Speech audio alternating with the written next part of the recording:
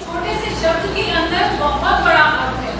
जिसने इस अर्थ को समझ लिया और अपने जीवन में धारण कर लिया, ठीक है, वो अपनी तकदीर भी बदल सकता है।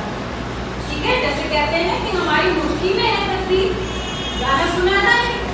तो ये जो शब्द है और इस शब्द को पढ़ाने वाला जो भगवान है, वो इस शब्द के द्वारा क्या है, तकदीर हम सबकी मुट्ठी में दे रहा है। इस तकदीर को अच्छा भी बना सकते हैं और बिगाड़ भी सकते हैं।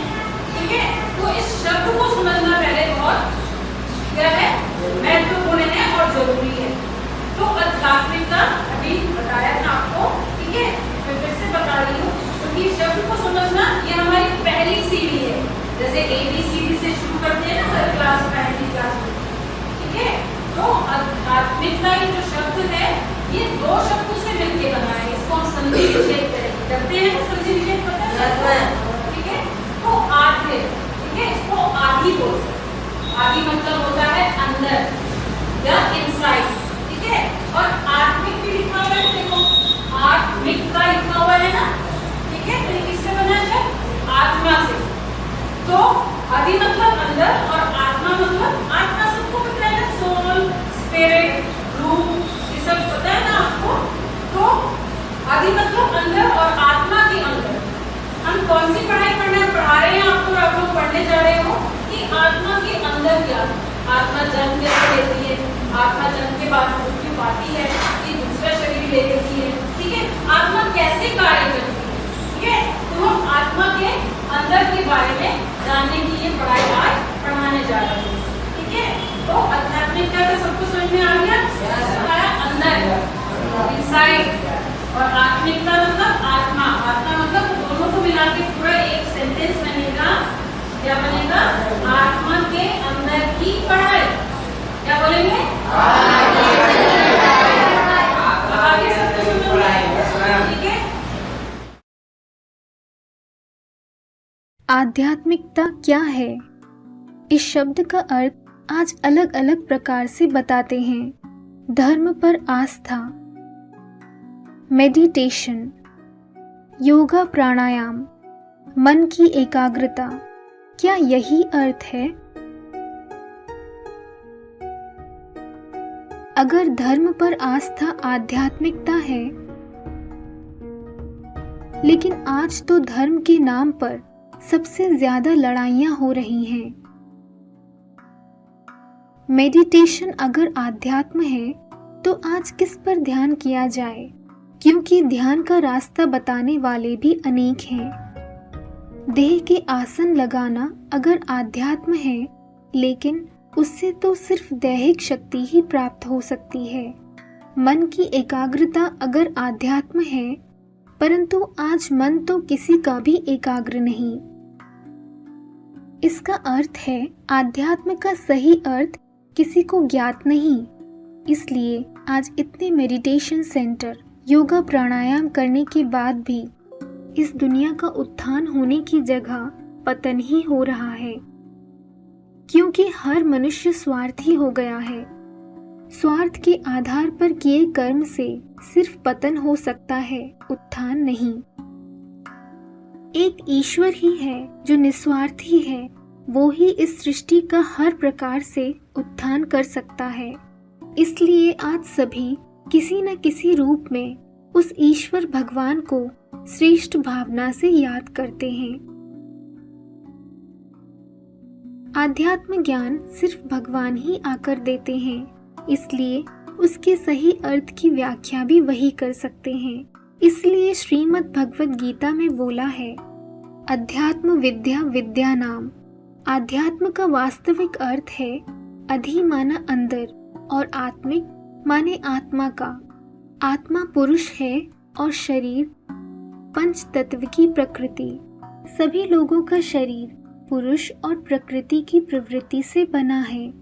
आज हम अपने मूल स्वरूप आत्मा को भूलकर पंच तत्व की शरीर रूपी प्रकृति में आसक्त हो गए हैं। जैसे बीज से वृक्ष बनता है, सभी हरे भरे वृक्ष को देखते हैं, परंतु उसके बीज पर कोई ध्यान नहीं देता है, उसी तरह सिर्फ इस शरीर के सुख के लिए सोचते हैं, परंतु आत्मा के उत्थान की ओर कोई ध्यान नहीं देते।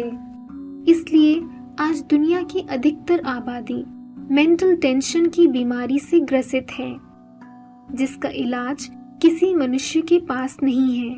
कुछ शताब्दी पूर्व भी यह स्मृति मनुष्यों को थी, इसलिए आत्मा की स्मृति में माताएं बिंदी और भाई लोग तिलक लगाते थे।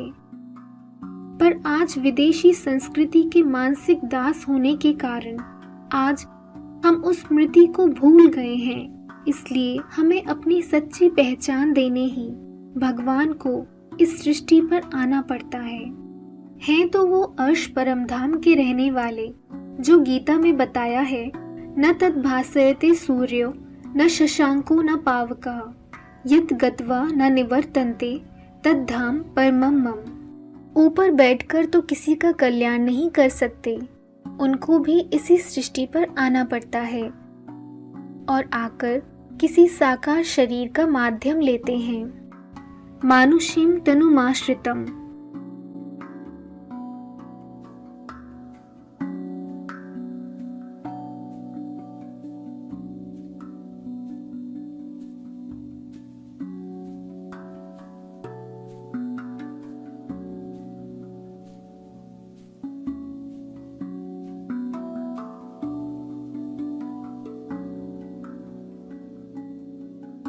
और आकर गीता ज्ञान देते हैं, जिसको सबसे पवित्र बताया है।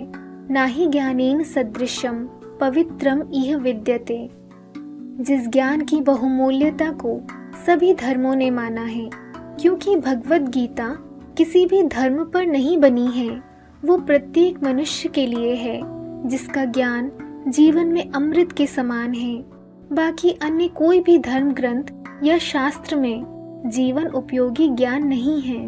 इसलिए वही गीता का सहज ज्ञान भगवान ही आकर डायरेक्ट देते हैं, लेकिन हर युग में आकर अवतार नहीं लेते। वो सिर्फ कलयुगांत में आते हैं और जगत द्विपरिवर्तते, अर्थात आकर पुरानी दुनिया को बदलकर नई दुनिया की स्थापना करते हैं।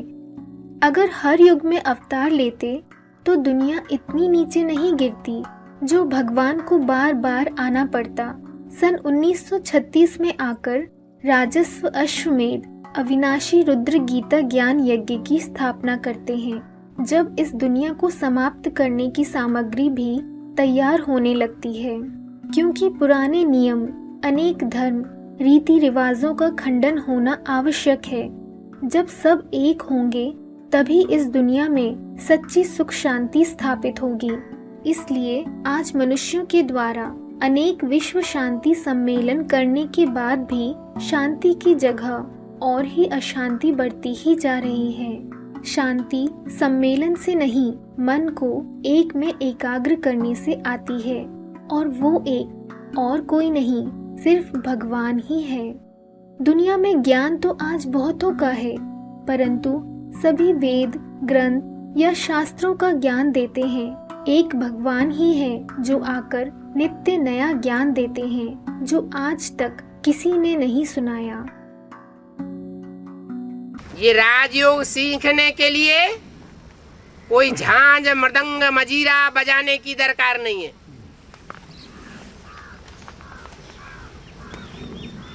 ये कोई देह का योग नहीं है कि आसन प्राणायाम लगाना पड़े। ये आसन प्राणायाम देह की प्रक्रियाएं हैं। राजयोग तो आत्मा का पुरुषार्थ है। आत्मा मन बुद्धि को कहा जाता है। मनुष्य मर जाता है तो मन बुद्धि रूपी आत्मा की शक्ति निकल गई। ऐसे नहीं कहते कि मन बुद्धि उसमें अभी रह गई। क्या चीज निकल गई? मनन चिंतन करने की पावर चली गई। फैसला करने की शक्ति निकल गई और उस मन बुद्धि में जो अनेक जन्मों के संस्कार भरे हुए हैं, अच्छे और बुरे संस्कार, वो मन बुद्धि के साथ ही चले गए। ये मन बुद्धि रूपी आत्मा ज्योति बिंदु के रूप में ऐसा छोटा सा रिकॉर्ड है, छोटा सा टैप है, जिसमें 84 जन्मों का पार्ट भरा हुआ है। ये आत्मा कितनी जबरदस्त कुदरत है। इसकी हिस्ट्री आकर के भगवान बाप बताता है। अपनी आत्मा के 84 के चक्र को जानने के लिए और परमात्मा बाप के बायोग्राफी को जानने के लिए इस एक संगम युग के जन्म में ही मनुष्य मात्र को मौका मिलना है और मिलता है, मिल रहा है। इसके अलावा और कोई जन्म नहीं होगा जहां मनुष्य आत्माएं अनेक जन्मों की राजाई प्राप्त कर सके। ये जन्म जन्मांतर की राजाई भगवान आकर के देते हैं, लेकिन जो पढ़ेंगे वो प्राप्त करेंगे। इसलिए संपूर्ण विश्व में शांति स्थापित करने और सारी दुनिया को एक सूत्र में बांधने का भगवान का कार्य सन 1936 से चल रहा है, जो आज आध्यात्मिक विश्वविद्यालय के नाम से भारत देश में ही नहीं संपूर्ण विश्व में अनेक मिनी मधुबन या गीता पाठशालाओं के माध्यम से फैलता जा रहा है, जिसमें विश्व की कोई भी जात पात, पद, भाषा, वर्ग के लोग छोटे बच्चे से लेकर वृद्ध तक इस ज्ञान को निःशुल्क प्राप्त कर सकते हैं। नई दुनिया जिसे स्वर्ग जन्नत कहते हैं और पुरानी दुनिया जिसमें हम रह रहे हैं, ये दुनिया अभी समाप्त होने वाली है और फिर से लक्ष्मी नारायण का राज्य आने वाला है, जहाँ नर नारायण जैसे और नारी लक्ष्मी समान होगी, जहाँ एक मत, एक धर्म, एक जाति, एक भाषा होगी, कोई प्राकृतिक आपदा नहीं आएगी। उस सुख की दुनिया में ले जाने के लिए ही भगवान आए हैं, क्योंकि उनकी मनोकामना ही है। मनुष्य के शरीर में जब पैदा लेते हैं तो हमारे बचपन के झूले देते हैं, हाथ में पैदा लेते हैं हमारे शरीर में। उसकी आत्मा प्रवेश करती है, धीरे धीरे बड़े हो जाते हैं, छोटे बच्चे की आत्मा प्रवेश करती है। भाई नमस्कार सबको। जैसे कि भाई हम ना लड़ाई करते हैं, झगड़ा करते हैं, तो उन लड़ाई झगड़ों को ना हम पे ध्यान मत दो। अगर वो हमारे कुछ भी बोल रहा हो उसकी बात पे वो मत दो और उसकी बात को इग्नोर करके आगे चल लो। और जैसे हमारे मन में टेंशन चलती है घर की, मतलब लड़ाई करी हो किसी से, मतलब उस टेंशन को मत दो, मेडिटेशन कर लो उसके बदले। 10-5 मिनट तक मेडिटेशन में ध्यान लगाओगे तो मन थोड़ा शांत होगा और फिर टेंशन नहीं होगी। बस इतना ही होगा। ठीक है, चलो मैं बताती हूँ आपको। हम सब कौन है? हम अपना नाम बताते हैं। मेरा नाम ये है, मेरा नाम ये है। वो जो नाम है वो किसने दिया? वेरी गुड, मम्मी पापा ने दिया। किसको दिया? हम कौन?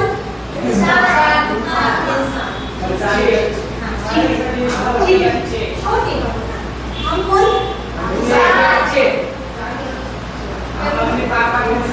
मम्मी पापा के बच्चे, इंसान और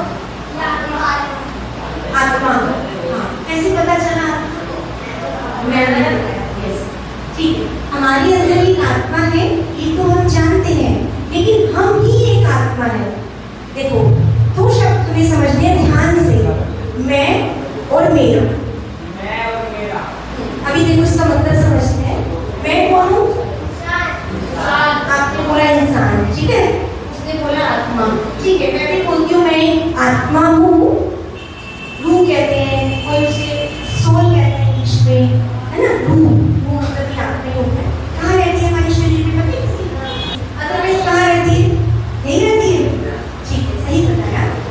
यहाँ रहती है। क्या निशानी है? क्या करते हैं यहाँ पर? क्या लगाते हैं मंदिर में? टीका लगाते हैं और एक बिंदी लगाते हैं। टीका तो सारे लगाते हैं ना, भाई बहन सब लगाते हैं, मम्मी पापा।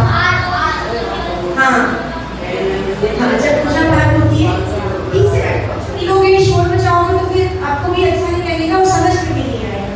ठीक है, आत्मा हमारे शरीर में यहाँ रहती है और जहाँ रहकर पूरी बॉडी को कंट्रोल करती है।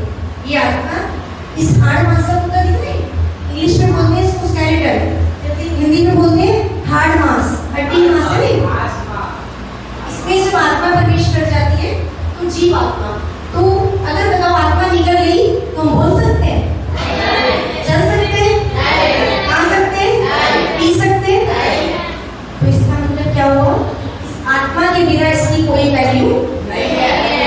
क्या बोलते हैं इंग्लिश में? Dead body. हिंदी में क्या बोलते हैं? हिंदी में देखो कितना डेंजर वर्ड बोलते हैं। क्या बोलते हैं? हिंदी में ऐसे बोलते हैं जब कोई मर जाता है कि मर गया, बोलते हैं ना डेड हो गया। तो मरना कौन है? कौन मरता है?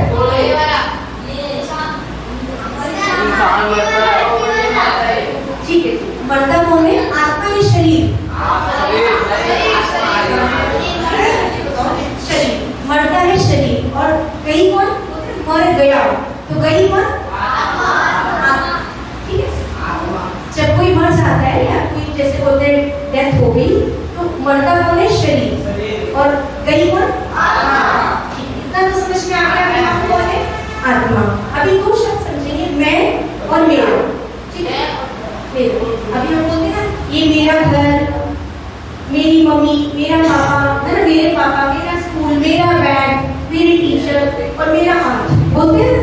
अच्छा चलो, अगर मेरा हाथ दर्द है तो हम क्या बोलते हैं? आप बताओ क्या बोलेंगे? मेरा हाथ दर्द है, मेरा हाथ दर्द कर रहा है, या आज मेरा हाथ दर्द है। और हमने क्या बोला? मैं कौन हूँ? आत्मा। इंसान दोनों मिलके बने ना, आत्मा और शरीर दोनों मिलके बने। इंसान कहो या जीव आत्मा कहो या मनुष्य कहो, ठीक है। तो ये जब मैंने बोला आज मेरा हाथ दर्द है, ये किसने बोला? जीव आत्मा ने। अभी देखो ध्यान से समझो, मैं एक आत्मा हूँ, शरीर मुझे मिला काम करने के लिए, कर्म करने के लिए। आपने बताया बिना शरीर के हम बोल नहीं सकते, हम चल नहीं सकते, हम खा नहीं सकते, पी नहीं सकते, कर सकते हैं? बिना इसकी कोई वैल्यू नहीं है ना। Very good. जब तक हमारे शरीर में कोई, जब हमारी आत्मा नहीं होगी हम कुछ नहीं कर सकते, है ना? वैल्यू नहीं है। और बिना शरीर की आत्मा की कोई वैल्यू नहीं है। तो हाथ किसका है? आत्मा का या शरीर का? फिर से सोच लो।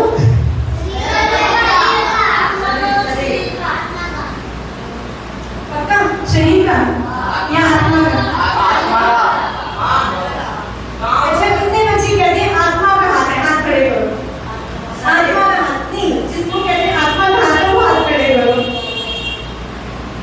सोचो सोचो, आत्मा का हाथ है, शरीर का हाथ है?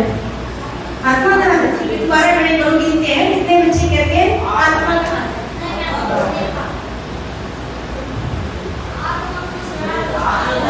चलो ठीक है, गिनने तो दो। 1 2 3 4 5 6 खड़े करो, चलो 10 बच्चे कहते हैं ये आत्मा का हाथ है, और बाकी सारे बच्चे क्या कहते हैं? बॉडी का हाथ है। चलो ठीक है, मैं बता दिया। यही समझ रहे हैं। अच्छा, शरीर किसका है? मैं एक आत्मा हूँ, शरीर किसका है? आत्मा किसका हुआ? कहने वाली शक्ति कौन? कहने वाली शक्ति कौन? यस, कहने वाली शक्ति अंदर से आत्मा। अगर शरीर है ही नहीं, कहाँ है? Very good. वो दिख ही नहीं सकती, दिखती ही नहीं है। से जला सकते हैं, आग से काट सकते हैं, चाकू से या मार सकते हैं क्या? वो तो याद करना, वो बताऊंगी बात। ठीक है, आत्मा दिखती नहीं है, मरती नहीं है, ठीक है, क्योंकि अमर। एक शब्द क्या बोलते हैं? अमर। अमर का मतलब होता है जो कभी मरती नहीं। अच्छा, शरीर शरीर अमर है, हाँ या ना? नहीं, क्यों नहीं है शरीर अमर?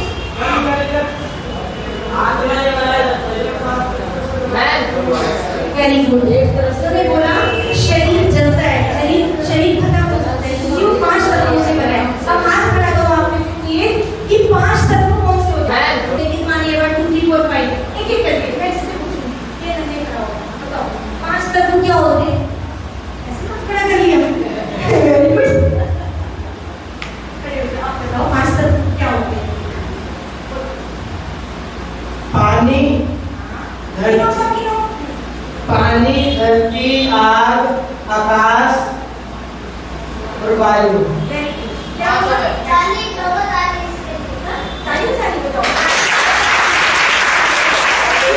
5 नंबर है, देखो ये याद करो, क्लास में कोई चल रहा था पानी।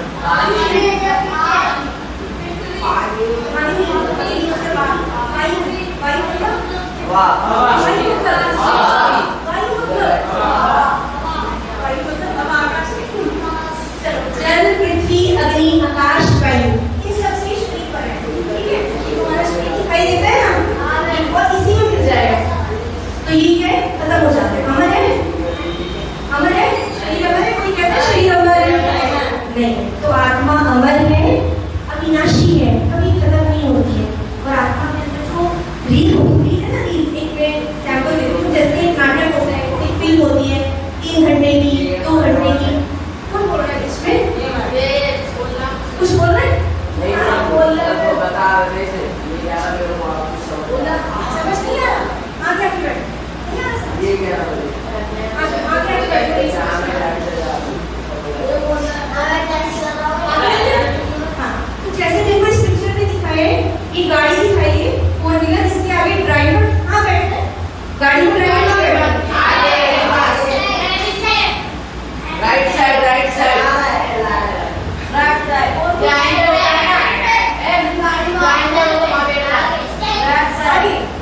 पीछे क्यों नहीं बैठता? Very good. इसीलिए ड्राइवर फ्रंट पे बैठता है, ठीक है? हमारी आत्मा हमारे शरीर में यहाँ फ्रंट पे, मतलब 2 आंखों के बीच में। क्या कहते हैं इसको, पता है किसी को? क्या कहते हैं?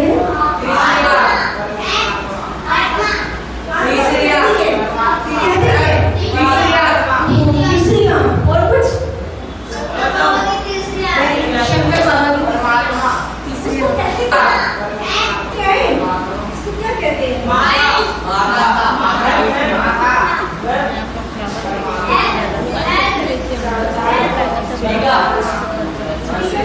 और कुछ? इस जगह को कहते क्या है? ये सब कुछ है। और कुछ? दिमाग को अंदर होता है। और कुछ? बस हो गया? मैं बताऊं? नहीं, आपको आने के लिए, आपको सिखाने के लिए आए हैं, ठीक है? इस जगह को क्या कहते हैं? दो पॉइंट, मतलब इस हमारी 2 आइटम्स है, इसके बीच में सेंटर पॉइंट है, इसको कहते हैं, इसके स्थान को भ्रुकुटी। क्या कहते हैं?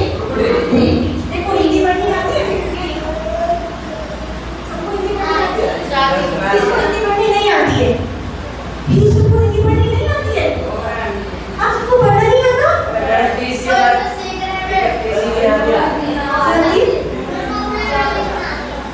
सच में हिंदी नहीं आती है ऐसे को? आत्मा लिखना आता है? आत्मा ये नहीं आता?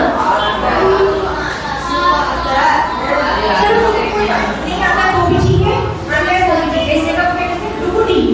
क्या कहते हैं? भ्रुकुटी। क्या बोला? भ्रुकुटी।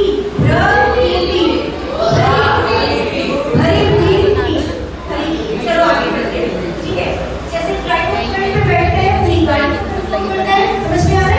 ऐसे आत्मा 2 आंखों के बीच में रहती है, पूरी बॉडी को कंट्रोल करती है। अभी देखो ड्राइवर को देखने के लिए फ्रंट पे क्या है? वो गाड़ी का क्या है? शीशा।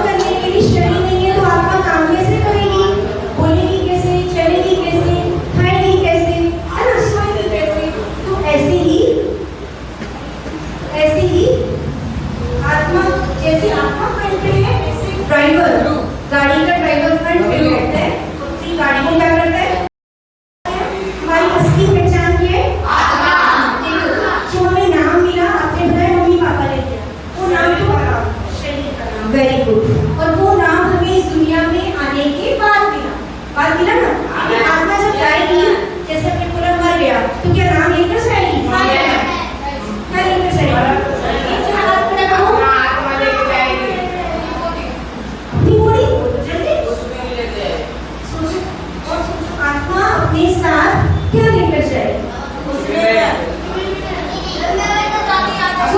कुछ भी नहीं, अब लग जाइए मुंह पे, ठीक है? हाँ, एक एक करके पूछेंगे। आप बताओ क्या लेकर जाएंगे? हो क्या लेकर जाएंगे आप? नहीं, गलत। बोलो बोलो। कुछ नहीं तो उन्होंने बोल दिया। और किसी का नया वो है जवाब नहीं बताओ। आत्मा अपनी आत्मा को कैसे लेके जाएंगे?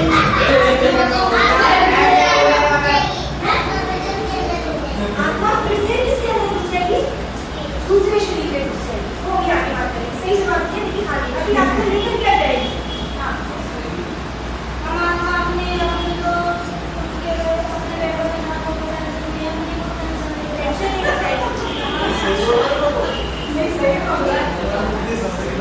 बताओ, ठीक है, थोड़ा थोड़ा सही नहीं, पूरा डायरेक्ट नहीं। हाँ, गलत। आपको पता है जवाब इसी में लिखा हुआ है, इसी में जवाब लिखा हुआ है। जान क्या होगा? मैं तो जान है, शक्ति है। तो एक ही बात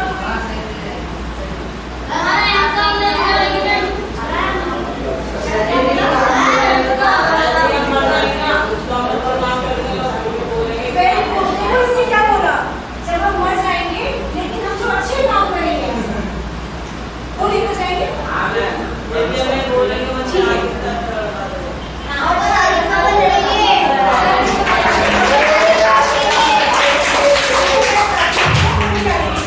ध्यान से सुनना, ठीक है? अभी उसने बोला हम जो अच्छे काम करेंगे। अच्छे काम क्या होते हैं? जैसे हम काम को रोज करते हैं, आदत बन जाती है ना, किसी की मदद करनी, या कोई अच्छा व्यक्ति उसे क्या कहते हैं?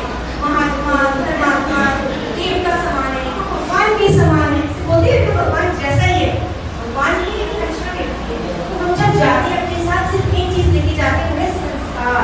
क्या संस्कार? मुझे कोई बताओ जितना संस्कार क्या होते हैं? वो तो मैं बताऊंगी, आत्मा की तीन शक्ति चीटिंग करनी। और बताओ संस्कार क्या होते हैं? चलो बता। अच्छी आदतें, अच्छे विचार। जब हम कोई काम रोज करते हैं, व्यक्ति बहुत गुस्सा करता है, करते हैं ना, क्या कहते हैं? जब तक मैं गुस्सा न करूं मुझे रोटी हजम नहीं होती। या मान लो कोई व्यक्ति सिगरेट पीना सीख गया बच्चा, अभी वो मम्मी के पेट से तो बच्चा ऐसा सीखने नहीं आया था, मम्मी पापा ने तो नहीं सिखाया सिगरेट पीना, नहीं सिखाया चोरी करना, गलत काम करना, ये सब मम्मी पापा को नहीं सिखाते हैं। हमारा कैसे सीखते हैं?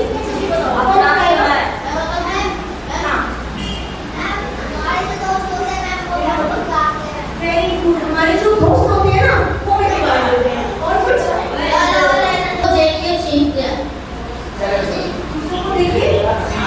सीखते हैं, ठीक है।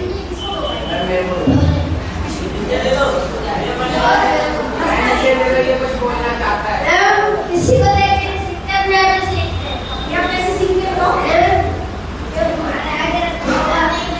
क्या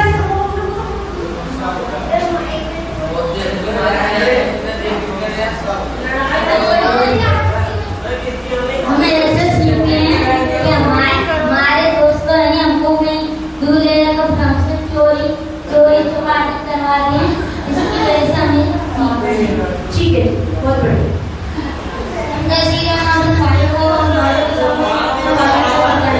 आते हैं तो हम बाहर, जैसे कि हम यहाँ 3 महीने काटते हैं, हम 3 महीने के बाद बाहर जाते हैं तो हमारी फीलिंग हमारे कंधे पे आके बैठ जाती है। फिर बात वहीं जाना है उसी दोस्त यारों के पास, उन्हीं वहीं जाना टीएवीए पे, वहीं से फिर डिनर, फिर डिनर, फिर वैसे ही करना है। ऐसा नहीं करना, ऐसे नहीं करना, वो चेंज होने के लिए आए। यहाँ पे चेंज होने के लिए ठीक, यहाँ पर चेंज होने के लिए तो आए हो, पर हमेशा के लिए चेंज हो रहे हैं। ऐसे ही तो करने के लिए बस इसके बाद हमारे कंधे चोरी हमारी करवाते हैं, तो हमें कोई पकड़ता है कि घर में चोरी करते हैं, हमें बहुत मारता है। हमारे माँ बाप ऐसे नहीं हम चोरी करवाते हैं, हमें ऐसी आदत होती है, गंदी आदत है। हमें बहुत चलने को तैयार हो गए। अच्छा मुझे बताओ कि आदत को बदल सकते हैं हमारे?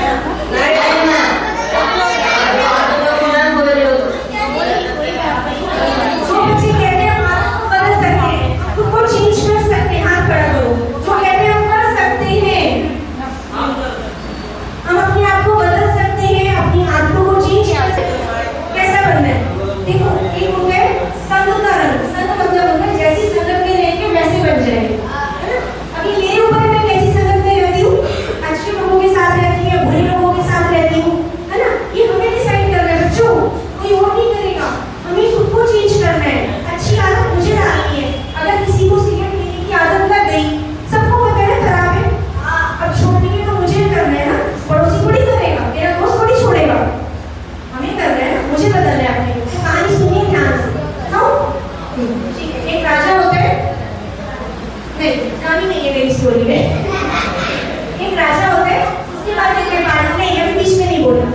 यस, एक व्यापारी आता है, उसके पास 2 तोते लेकर, क्या लेकर आता है?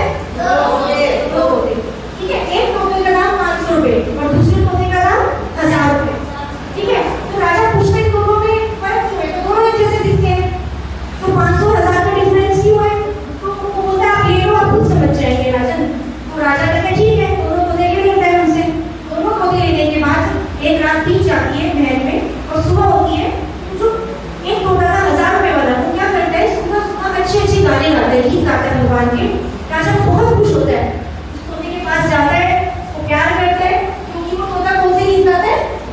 भगवान के अच्छे अच्छे। राजा को सुन के बहुत अच्छा लगता है। और जो दूसरा तोता होता है, थोड़ी देर बाद जब वो उठता है, वो गंदी गंदी गालियां देता है, उल्टा पुल्टा बोलता है। तो राजा को उसमें बहुत गुस्सा आता है। वो कितने का था? 500 का। ठीक है, फिर उसके बाद नेक्स्ट डे व्यापारी दोबारा आता है राजा के पास। ठीक है, अब राजा समझ चुका है कि दोनों में अंतर क्या है, एक 500 का, एक 1000 का, लेकिन ये दोनों सेम दिखते हैं, लेकिन दोनों ने उल्टा काम किया। मतलब एक ने अच्छे गाने गाए, भगवान के गीत गाए, और एक ने गाने गाए। उससे राजा का मन खराब हो गया। तो उसने पूछा इन दोनों में इतना फर्क क्यों है? ये दोनों तोते तुमने मुझको दिए। राजा ने बोला, तो व्यापारी बोलते हैं जो अच्छे गीत गाए जिस तोते ने, वो किसकी संगत में रहा? वैसे लोगों की संगत में रहा कि वो अच्छे अच्छे भगवान के गीत गाते हैं, उनके जैसा बनते हैं। जो गाली वाला होता है वो किसके बीच में रहा? समझ में आया? जैसे लोगों के बीच में रहेंगे हम वैसे बन जाएंगे, कोई हमें देखना है।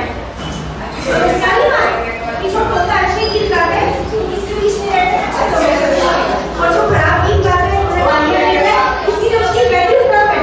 समझा? तो 500 रुपए का था, और जो अच्छे गीत गाता है उसकी कितनी होती? 1000। तो हमें देखना है हमें कैसे लोगों के साथ रहना है, हमें कैसा इंसान बनना है, ये हम डिसाइड करते हैं, सामने वाला नहीं करता। ठीक है, आया समझ कि संस्कार क्या होते हैं?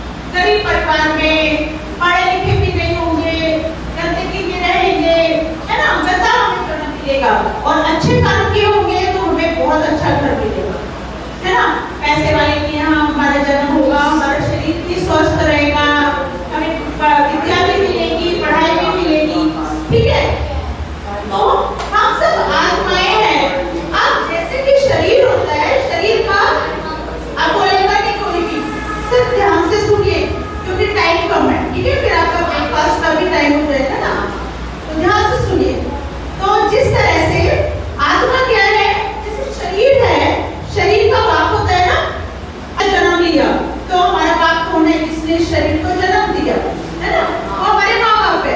अब अगले जन्म हम ले लेंगे तो उस शरीर को जो जन्म देगा वो उसको हम अपना माता पिता मानेंगे ना, ठीक है।